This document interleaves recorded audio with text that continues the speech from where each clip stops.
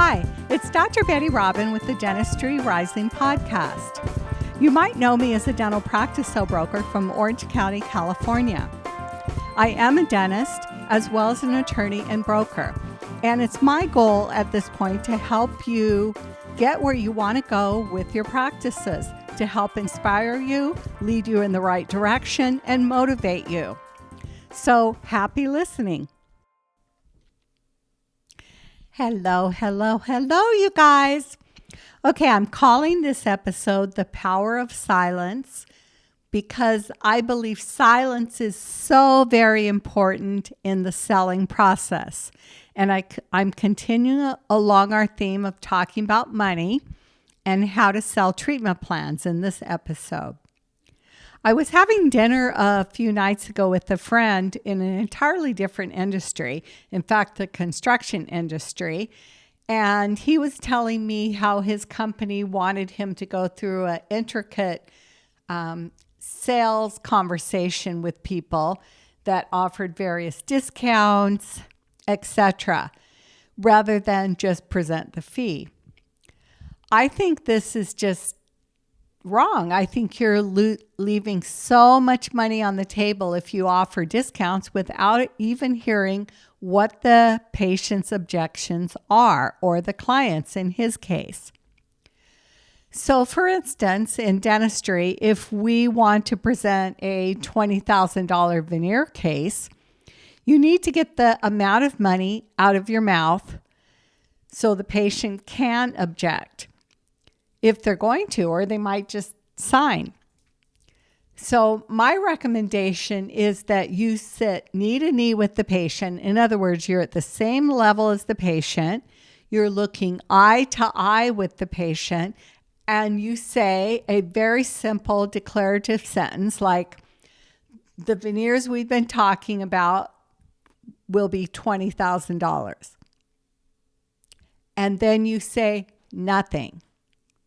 Absolutely nothing. You hold eye contact in a, non-aggressive way, of course, and wait to see the patient's response. The response can be acceptance, where they say, okay, will you take credit cards?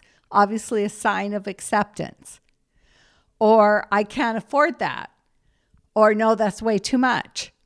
If they say, I can't afford that, you could potentially say, if you'd like to agree to go forward today, I could give you an X amount discount.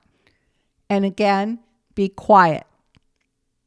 If they just can't afford it, if they can't afford 20, they probably can't afford 15 or even $10,000. But until you know what that patient's objection is, there's just no point in continuing to rattle on.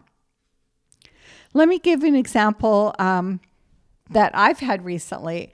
I wanted to buy some new garage doors. I wanted some beautiful wood doors because my garage probably, unfortunately, is a prominent feature in my, when you drive up to my house. So I wanted really pretty doors.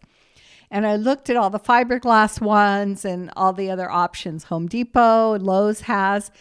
And I decided I wanted real wood, beautiful doors.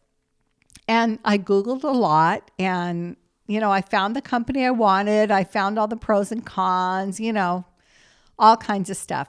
So I called the company that I wanted to use to come out, and a salesperson came out, and he wanted to go through a huge sales pitch, why these doors were the best, etc. And I had a conference call in about 10 minutes. I get through about 2 minutes of the sales pitch, and I was frankly really annoyed. So I basically told him, I really just want the price. I do have a business call in about 10 minutes. Would you just give me the price? In other words, I was already sold when I called the company, just as many of your patients are sold when they walk into your office or because they've been a long-standing patient. They just want the price.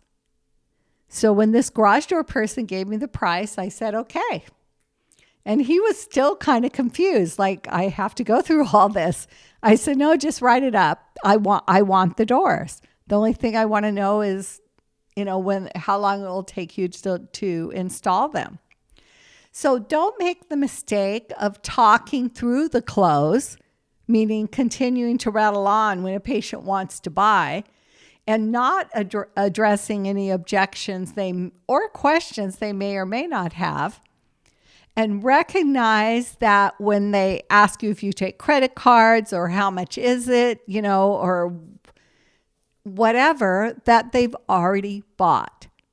I think it's really, really important to understand when somebody has already bought something mentally, and when they haven't. Some people that you just can't sell them whatever it is you're trying to sell them because they just don't want it. But if they want it, they'll either agree or they'll ask you some kind of other buying decision. Like, if I pay cash, will you discount? I mean, again, that's already an agreement you have from the patient. So I just wanted to point this out because a lot of you are struggling with money, and money is something that goes very deep to the root of us, to, our family structure. But don't put your preconceived ideas about money on a patient. State the facts, state what the price is, and let the patient then go from there and tell you if they have any problems with it. And they may not. Like, don't sabotage yourself. So I hope this helps, and I hope you'll try it this coming week.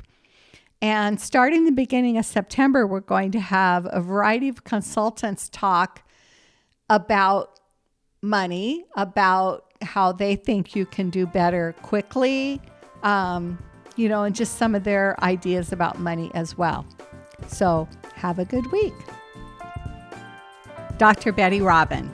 Please subscribe on iTunes so we can get better and better at helping you make your practice dreams come true.